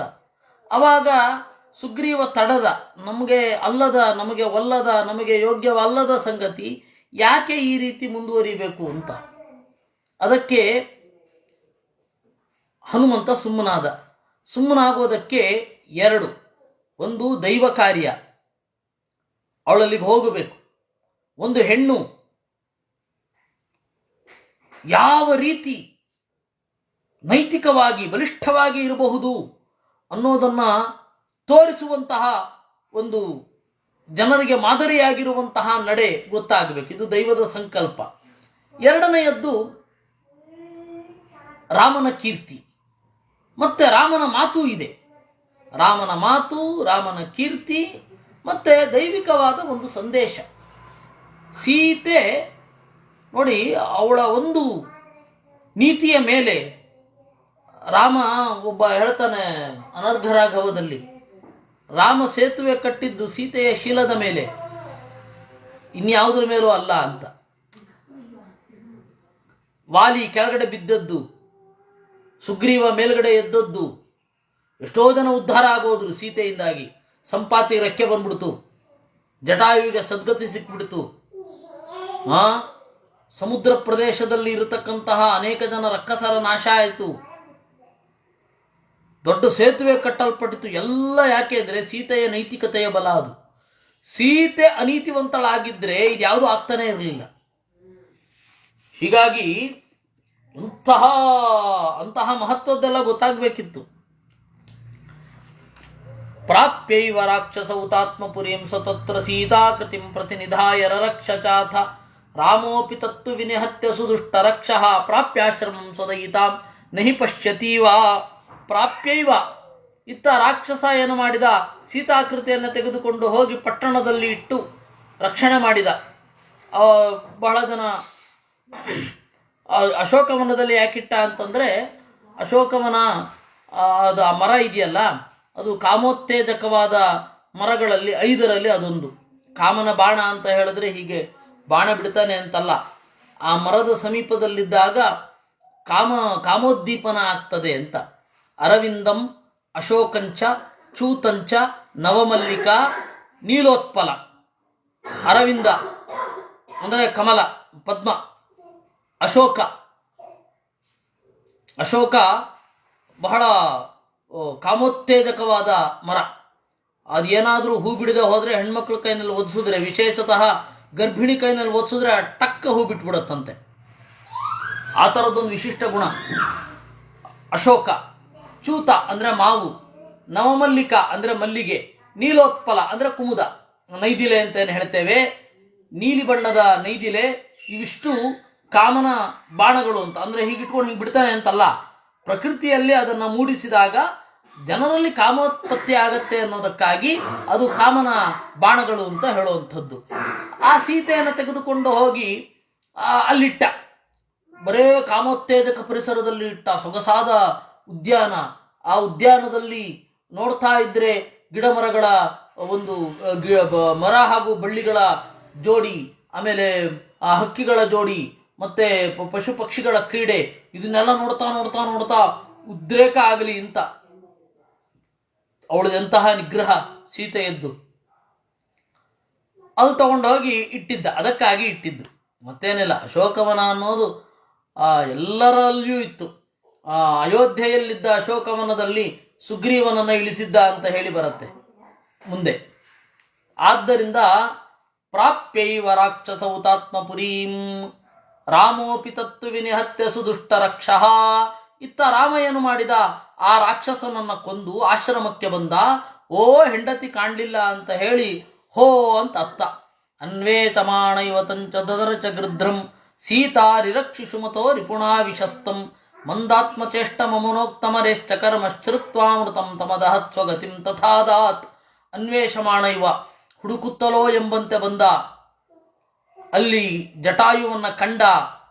ಸೀತೆಯನ್ನು ರಕ್ಷಣೆ ಮಾಡುವ ದಾರಿಯಲ್ಲಿ ರಾವಣ ಕೊಂದ ಅಂತ ಗೊತ್ತಾಯಿತು. ಮಂದಾತ್ಮಚೇಷ್ಟಂ, ಅಷ್ಟು ಹೊತ್ತಿಗೆ ಈ 10,000 ವರ್ಷಗಳ ಮುದುಕ ಜಟಾಯುವಿಗೆ ಸುಸ್ತಾಗಿತ್ತು. ಅವನಿಂದ ಅರೇಹ ಕರ್ಮ, ರಾವಣನ ಕರ್ಮವನ್ನು ಕೇಳಿದ. ಸತ್ತಾಗ ಅವನನ್ನು ಸುಟ್ಟ, ದೇಹವನ್ನು ಸುಟ್ಟು ಅವನ ಜಟಾಯುವಿಗೆ ಅಂದರೆ ಅವನ ಆತ್ಮಿಕವಾದ ಅವನಿಗೆ ಒಳ್ಳೆ ಗತಿಯನ್ನು ಕೊಟ್ಟ. ಅನ್ಯತ್ರ ಚೈವ ವಿಚರನ್ ಸಹಿತೋನುಜೇನಾಂ ಪ್ರಾಪ್ತ ಕರೋಚ ಸಹಸಾಥಕವಂಧನಂನಃ ಧಾತುರ್ವರಾದಖಿಲ ಜಾಯಿನ ಉಜ್ಜಿತಸ್ಯ ಮೃತ್ಯೋಶ್ಚ ವಜ್ರಪತನಾದತಿ ಕುಂಚಿತಸ್ಯ. ಅಲ್ಲಿ ತಿರುಗಾಡ್ತಾ ಇರುವಾಗ ಅಲ್ಲೊಬ್ಬ ಕವಂಧ ಅಂತ ಇದ್ದ. ಆ ಕವಂಧನಿಗೆ ಕೈ ಉದ್ದ, ತಲೆ ಅನ್ನೋದು ಹೊಟ್ಟೆ ಒಳಗಡೆ ಹೊಟ್ಟೋಗಿತ್ತು. ಅಂತಹ ಅವನ ಹೆಸರು ಕಬಂಧ ಅಲ್ಲ, ಕವಂಧ. ಈ ಮಾಫಿಯಾ ಅನ್ನೋದಕ್ಕೆ ನಮ್ಮ ಸಾವರ್ಕರ್ ಒಳ್ಳೆ ವಿದ್ವಾಂಸ, ಒಳ್ಳೆ ಇಂಗ್ಲೀಷಿನ ಪದಗಳಿಗೆ ಸಮಾನವಾಗಿ ಬಹಳ ಸಂಸ್ಕೃತ ಪದಗಳನ್ನು ಕೊಟ್ಟವ ಅವರು. ನಮ್ಮ ಸಾವರ್ಕರ್ ಅವರು ಆಕಾಶವಾಣಿ, ರೇಡಿಯೋಗೆ ಆಕಾಶವಾಣಿ. ಅವರು ಬಾಲ್ಯದಲ್ಲಿ ಬಹಳ ಆಸ್ತಿಕರು, ಆಮೇಲೆ ಅವರು ಅನಾಸ್ತಿಕರಾಗೋದ್ರು. ಅನಾಸ್ತಿಕರು ಅಂದರೆ ಅಗ್ನೋಸ್ಟಿಕ್. ಐ ಡೋಂಟ್ ನೋ, ನನಗೆ ದೇವರಿದಾನೋ ಇಲ್ಲೋ ಗೊತ್ತಿಲ್ಲ, I don't believe in god ಅಂತ ಹೇಳುವ ಮಟ್ಟಕ್ಕೆ ಬಂದ್ಬಿಟ್ರು ಅವರು. ಯಾಕೆ ಅಂತಂದ್ರೆ ಅವರು ಅಂಡಮಾನಿನಲ್ಲಿ ಅನುಭವಿಸಿದ ಆ ತರಹದ ಸಂಕಟದಲ್ಲಿ ಅವರಿಗೆ ದೇವರಿದ್ದಾನೆ ಅಂತ ನಂಬಲಿಕ್ಕೆ ಕಷ್ಟ ಆಯ್ತು. ಇದ್ರೂ ಇರಬಹುದು, ಇಲ್ಲದೇನೂ ಇರಬಹುದು, ಆದರೆ ನಾವು ಭಾರತೀಯರಾಗಿ ನಮ್ಮ ಸತ್ಯ ಮುಖ್ಯ ಅಂತ, ನಮ್ಮ ಅಸ್ತಿತ್ವ ಮುಖ್ಯ ಅಂತ ಹೇಳಿ ಅವರು ಹೋರಾಡ್ತಾ ಇದ್ರು. ಆ ಹಂತದಲ್ಲಿ ಅವರು ಅನೇಕ ಪದಗಳನ್ನು ಸೃಷ್ಟಿ ಮಾಡಿದ್ದು. ಆಕಾಶವಾಣಿ, ದೂರದರ್ಶನ, ಆಮೇಲೆ ದೂರವಾಣಿ, ಆ ಫೋನ್ಗೆ ಅವಾಗೆಲ್ಲ ಆರಂಭದಲ್ಲಿ ಬರ್ತಾ ಇತ್ತು. ಅವರು 64ನೇ ಇಸ್ವಿಯವರೆಗೋ ಏನೋ ಅವರು ಸ್ವತಂತ್ರ ಭಾರತದಲ್ಲಿ ಇದ್ದು ಎಲ್ಲವನ್ನು ನೋಡಿದ್ರು. ಅವರು 64ನೇ ಇಸ್ವಿವರೆಗೂ ಇದ್ರು. ಅವರು ಆತ್ಮಾಹುತಿ ಅಂತ ಹೇಳಿ ಶಿವರಾಮ ಅಂತ ಬರೆದದ್ದು, ಅವರು ಬರೆದದ್ದೇ 2 ಕೃತಿರಿ. ಆದರೆ ಎರಡೂ ಎಂತಹ ಶೈಲಿ, ನೀವು ಒಂದ್ಸರ್ತಿ ಹಿಡಿದ್ರೆ ಮತ್ತೆ ಇಳಿಸ್ಲಿಕ್ಕೆ ಮನಸ್ಸೇ ಆಗಲ್ಲ, ಅಷ್ಟು ಸೊಗಸಾಗಿದೆ ಆತ್ಮಾಹುತಿ. ಅವರು ಅಲ್ಪಾಯು, ಶಿವರಾಮ ಅಂತನ್ನುವರು 2 ಕೃತಿಗಳನ್ನು ಬರೆದದ್ದು, ಒಂದೇ ಮಾತರಂನಿಂದ ಜನಗಣಮನದವರೆಗೆ. ಆಮೇಲೆ ಸಾವರ್ಕರರ ಆತ್ಮಚರಿತ್ರೆ, ಇದು ಬಯೋಗ್ರಫಿ, ಅದು ಆತ್ಮಾಹುತಿ ಅಂತ. ಅವರು ಸಾವರ್ಕರ್ ಅವರು ಈ ಮಾಫಿಯಾ ಅಂತ ಇರುತ್ತಲ್ಲ, ಆ ಮಾಫಿಯಾಗೆ ಅದ್ಭುತವಾದ ಒಂದು ಪದ, ಅವರಿಗೆ ಇದ್ದ ಪರಿಸರದಲ್ಲಿ ಕಬಂಧ ಅಂತ ಕರೀತಾ ಇದ್ರು. ಕಬಂಧ ಅಲ್ಲ, ಕವಂಧ. ಯಾಕೆ ಅಲ್ಲ? ಕವಂಧ ಅಂತನ್ನೋದು ಕುತ್ತಿಗೆ ಕುಸಿದು ಹೋಗಿದೆ ಅನ್ನುವ ಅರ್ಥದಲ್ಲಿ ಕವಂಧ. ಕುತ್ತಿಗೆ ಕುಸಿದು ಹೊಟ್ಟೆ ಒಳಗಡೆ ಇದೆ, ಅವನಿಗೆ ನೇರ ಬಾಯಿಂದ ಹೊಟ್ಟೆಗೇನ ಹೋಗೋದು, ಅನ್ನನಾಳವೇ ಇಲ್ಲ, ಆ ತರಹ ಆಗಿ ಹೋಗಿತ್ತು. ಯಾಕದಾಗಿದ್ದು ಅಂತಂದ್ರೆ ಧಾತುರ್ವರಾದ ಅಖಿಲ ಜಾಯಿನ ಉಜ್ಜಿತಸ್ಯ ಮೃತ್ಯೋಹೋ, ಬ್ರಹ್ಮದೇವರ ವರದಿಂದ ಅವಧ್ಯತ್ವ ವರ ಇತ್ತು. ಯಾರಿಗೆ? ಧನು ಅಂತ ಅವನ ಬಗ್ಗೆ ಹೇಳ್ತಾರೆ. ಆ ಧನು ಏನಿದ್ದಾನೆ, ಶಾಪದಿಂದಾಗಿ ಅವನು ತ್ರಿಜಟೆಯ ಮಗನಾಗಿ ಹುಟ್ಟಿದ್ದವನು. ತ್ರಿಜಟೆ, ಅದೇ ಸೀತೆಯ ಸೇವೆ ಮಾಡಿದ್ದಲ್ಲ, ಆ ತ್ರಿಜಟೆಯ ಮಗ ಕವಂಧ. ಅವನು ಬ್ರಹ್ಮದೇವರಿಂದ ವರವನ್ನ ಏನೋ ಪಡೆದಿದ್ದ, ನಾನು ಅವಧ್ಯನಾಗಬೇಕು ಅಂತ ಬಹಳ ತಲಹರಟೆ ಮಾಡ್ತಾ ಇದ್ದ. ಅವನು ತುಂಟುತನ ನೋಡಿ ಸಾಕಾಗಿ ಇಂದ್ರ ವಜ್ರಾಯುಧ ಪ್ರಹಾರ ಮಾಡಿದ, ಕುತ್ತಿಗೆ ಅನ್ನೋದು ಹೊಟ್ಟೆ ಒಳಗಡೆ ಸೇರ್ಕೊಂಡ್ಬಿಡ್ತು. ಆಮೇಲೆ ಅವನನ್ನೇ ಬೇಡಿಕೊಂಡ ಇಂದ್ರನನ್ನ. ಇಂದ್ರ ಆಯ್ತು ಅಂತ ಹೇಳಿ ಅವರಿಗೆ ಒಂದು ಒಳ್ಳೆ ಇದಾಗಬೇಕು ಅಂತ ಕೈಗಳನ್ನು ಉದ್ದ ಬೆಳೆಸುವಂತೆ ಮಾಡಿದ. ಅವನಿಗೇನು ಅಂತ ಕಾಣಲ್ಲ, ಆದರೆ ಕೈ ಯಾವ್ಯಾವ್ದೆಲ್ಲ ಕೈಗೆ ಸಿಗತ್ತೆ ಅದನ್ನು ಸೀದಾ ತಂದು ಹೊಟ್ಟೆ ಅಲಿಯಾಸ್ ಇದಕ್ಕೇನೆ ಹಾಕ್ಕೊಳ್ಳೋದು. ಅವನಿಗೆಲ್ಲ ಓಡಾಡ್ಲಿಕ್ಕಾಗಲ್ಲ, ಹೊಟ್ಟೆ ಅಲಿಯಾಸ್ ಬಾಯಿಗೆ ಹಾಕಿಕೊಳ್ಳೋದು.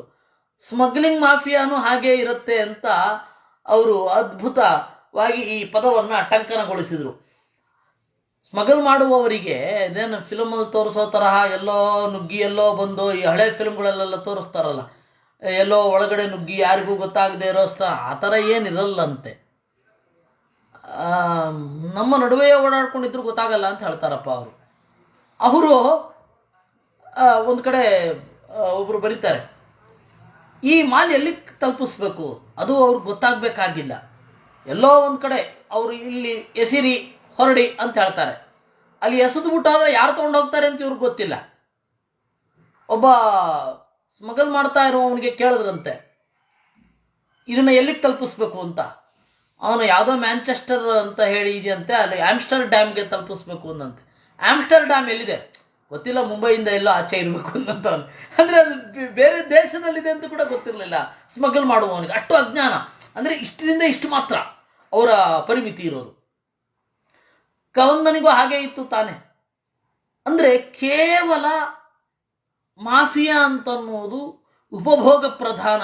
ಅಲ್ಲಿ ನಾವು ಏನು ಮಾಡ್ತಾ ಇದ್ದೀವಿ ಎನ್ನುವ ಎಚ್ಚರವೂ ಅವ್ರಿಗಿರೋದಿಲ್ಲ ಅಂತ.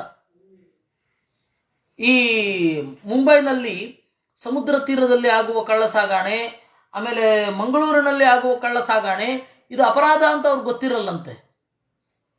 ಈ ಯಾವುದನ್ನು ನಾವು ಸ್ಮಗಲ್ ಮಾಡ್ತಾ ಇದ್ದೀವಿ ಅಂತಲೂ ಗೊತ್ತಿರಲ್ಲ ಅಂತ. ಆ ತರಹ ಇದಕ್ಕೆ ಸರಿಯಾಗಿ ಒಂದೇ ಒಂದು ಪದದಲ್ಲಿ ಹೇಳಬೇಕು ಅಂತಂದ್ರೆ ಏನು ಹೇಳಬೇಕು? ಕವಂದ ಬಾಹು ಅಂತ ಅನ್ಬೇಕು. ಅಲ್ಲಿ ತಲೆ ಅನ್ನೋದಿಲ್ವೇ ಇಲ್ಲ, ಹೊಟ್ಟೆ ಒಳಗಡೆ ಸೇರ್ಕೊಂಡ್ಬಿಟ್ಟಿದೆ. ಏನು ಕೆಲಸ ಮಾಡುತ್ತೆ? ಎದ್ದು ಓಡಾಡ್ಲಿಕ್ಕಾಗಲ್ಲ, ನಡೆದಾಡ್ಲಿಕ್ಕಾಗಲ್ಲ, ನಿಂತಲ್ಲೇ ಇರಬೇಕು. ಆದರೆ ಬಾಹು ಮಾತ್ರ ಉದ್ದೋ ಉದ್ದ ಯೋಜನಾಯದ ಬಾಹುಗಳಾಗಿ ಇರ್ತಾರೆ. ಇದಕ್ಕೆ ಎಷ್ಟು ಚಂದ ಪದವನ್ನು ಕೊಟ್ಟಿದ್ದಾರೆ ಅವರು. ಆದ್ದರಿಂದಾಗಿ ಅವನು ಸಿಕ್ಕ, ರಾಮಚಂದ್ರ ಓಡಾಡ್ತಾ ಇದ್ದವನು ಈ ಕವಂದ ಬಾಹುವಿಗೆ ಸಿಕ್ಕ. ಛಿತ್ವಾಸ್ಯ ಬಾಹುಯುಗಳಂ ತಹಿತೋನುಜೇನ ತಂ ಪೂರ್ವವತ್ ಪ್ರತಿನಿಧಾಯ ಸುರೇಂದ್ರ ಭೃತ್ಯಂ ನಾಮ್ನಾದನುಂ ತ್ರಿಜಟಯೈವ ಪುರಾಭಿಜಾತಂ ಗಂಧರ್ವಮಾಚು ತತೋಪಿ ತದರ್ಚಿತೋ ಗಾತ್. ಛಿತ್ವಾಸ್ಯ ಬಾಹುಯುಗಳಂ, ಬಲಗೈಗೆ ರಾಮ ಸಿಕ್ಕ, ಎಡಗೈಗೆ ಲಕ್ಷ್ಮಣ ಸಿಕ್ಕ. ಅವರನ್ನು ಹೀಗೆ ಎಳಿತಾ ಇರಬೇಕಾದ್ರೆ ತೀರ ಹತ್ತಿರ ಬರೋ ತನಕ ಕಾದ್ರು. ಅವರು ತೋಳು ಕತ್ತರಿಸಿ ಹಾಕಿದ್ರು. ಅವನು ಬೇಡಿಕೊಂಡ, ನಾನು ಧನು ಗಂಧರ್ವ, ಯಾವುದೋ ಶಾಪದಿಂದ ನಾನು ಹೀಗಾಗಿದ್ದೇನೆ, ದಯವಿಟ್ಟು ನನ್ನನ್ನು ಪಾರು ಮಾಡು ಅಂತಂದಾಗ ಆ ಧನು ಅನ್ನುವ ಗಂಧರ್ವನನ್ನ ಸಾಯಿಸಿ ಅವನಿಗೆ ಒಳ್ಳೆಯ ರೂಪವನ್ನು ಕೊಟ್ಟ. ಹಿಂದಿನಂತೆಯೇ ಮಾಡಿದ. ಸ್ವರೂಪ ಪ್ರಾಪ್ತಿ ಆದಮೇಲೆ ತದರ್ಚಿತ ಅಗಾತ್. ಅವನ ಪೂಜೆಯನ್ನು ಕೈಕೊಂಡು ರಾಮ ಮುಂದೆ ಹೊರಟ. ದೃಷ್ಟ್ವಾ ತಮೇವ ತಬರಿ ಪರಮಂ ಹರಿಂಚ ಜ್ಞಾತ್ವಾ ವಿವೇಶ ದಹನಂ ಪುರತೋಸ್ಯ ತಸ್ಯೈ ಪ್ರಾದಾತ್ ಸ್ವಲೋಕಮಿಮಮೇವ ಹಿ ಸಾ ಪ್ರತೀಕ್ಷ ಪೂರ್ವಂ ಮತಂಗವಚನೇನ ವನೇತ್ರತಾಭೂತ್. ಅವನು ಹೇಳಿದ್ದ, ಶಬರಿ ಎನ್ನುವವಳು ಕಾಯ್ತಾ ಇರ್ತಾಳೆ, ನೀನು ಹೋಗಬೇಕು ರಾಮ ಅಂತ ಧನು ಹೇಳಿ ಹೊರಟ. ಅದರಂತೆ ಶಬರಿ ಕಾಯ್ತಾ ಇದ್ಲು. ರಾಮಚಂದ್ರ ಬಂದಾಗ ದೇವರು ಅಂತ ತಿಳಿದು ನಮಸ್ಕಾರ ಮಾಡಿ ಅವನ ಅನುಮತಿಯನ್ನು ಪಡೆದು ಅಗ್ನಿಪ್ರವೇಶ ಮಾಡಿದಳು. ಶಬರಿ ಅಗ್ನಿಪ್ರವೇಶ ಮಾಡಿದಳು. ಅಲ್ಲಿ ಇವ್ರು ಏನೇನೋ ಹೇಳ್ತಾರೆ, ಶಬರಿ ಎಂಜಲ ನುಂಡ ಭಗವಂತ ಅಂತ. ಅಂದರೆ ದೇವರು ಅದನ್ನು ತಗೊಂಡ ಅಂತ ಅಷ್ಟೇ ವಿನಃ ವಾಲ್ಮೀಕಿ ರಾಮಾಯಣದಲ್ಲಾಗಲಿ, ಮಧ್ವಾಚಾರ್ಯರಾಗಲಿ, ಸಂಗ್ರಹ ರಾಮಾಯಣದಲ್ಲಾಗಲಿ, ಯಾವುದೇ ಪುರಾಣದಲ್ಲೇ ಆಗಲಿ ಅವಳು ಹಣ್ಣು ಚೆನ್ನಾಗಿದೆಯಾ ಅಂತ ಹೇಳಿ ಕಚ್ಚಿ ಇಡ್ತಾ ಇದ್ಲು, ಅದನ್ನೇ ಬಂದು ಅವನು ತಿಂದ ಸಂತೋಷಪಟ್ಟ. ಅವೆಲ್ಲ ದೇವರು ನಾವು ಭಕ್ತಿಯಿಂದ ಸಮರ್ಪಣೆ ಮಾಡಿದ್ದನ್ನು ತಗೊಳ್ತಾನೆ ಅಂತ ಅಷ್ಟೇ ತಾತ್ಪರ್ಯ. ಮತ್ತೆ ದೇವರನ್ನ ನೆನಪಿಸಿಕೊಂಡು ತಿಂದಾಗ ನಮ್ಮ ಅಂತರ್ಯಾಮಿ ಆಗಿದ್ದು ಅದರ ಭೋಗವನ್ನು ಅವನು ಅನುಭವಿಸ್ತಾನೆ ಅಂತ ಇರೋದ್ರಿಂದಾಗಿ ಅದೇನಲ್ಲ. ಇವರು ಒಂದು ವಾಕ್ಯಾರ್ಥಗಳು ನನಗೆ ದುರಂತ ಅಂತ ಅನಿಸಿದ್ದು, 2007ರಲ್ಲಿ ಒಂದು ಪ್ರಸಿದ್ಧ ಕ್ಷೇತ್ರದಲ್ಲಿ ದೊಡ್ಡ ವಾಕ್ಯಾರ್ಥ, ರಾಮನು ಶಬರಿ ಎಂಜಲನು ಉಂಡನೇ ಇಲ್ಲವೇ ಅಂತ. ಅವನು ಉಂಡ್ರೆ ನಿಮಗೇನು? ಅವನು ತಿಂತಾನೋ ಬಿಡ್ತಾನೋ ನಿಮಗೇನು? ಬರೇ ಇಂಥದ್ದು ಬೇಡದ್ದೇ ವಾಕ್ಯಾರ್ಥಗಳು. ಪದಾರ್ಥ ಆಗಿದ್ರೆ ವಾಕ್ಯಾರ್ಥ ಬೇಕಾಗೇ ಇರೋದೇ ಇಲ್ಲ. ಇವ್ರಿಗೆ ಶಬ್ದಾರ್ಥ ಆಗಿರಲ್ಲ, ಪದಾರ್ಥ ಆಗಿರಲ್ಲ, ವಾಕ್ಯಾರ್ಥ ಹೇಗಾಗಬೇಕು? ಏನೇನೋ ಹುಚ್ಚುಚ್ಚು. ಆದ್ದರಿಂದ ಇದೆಲ್ಲ ಒಂದೆರಡು ಮಾತುಗಳಲ್ಲಿ ಮುಗಿಸಬಹುದಾದಂಥದ್ದು, ಅದಕ್ಕೆ ಹೋಂತ ವಾಕ್ಯಾರ್ಥ.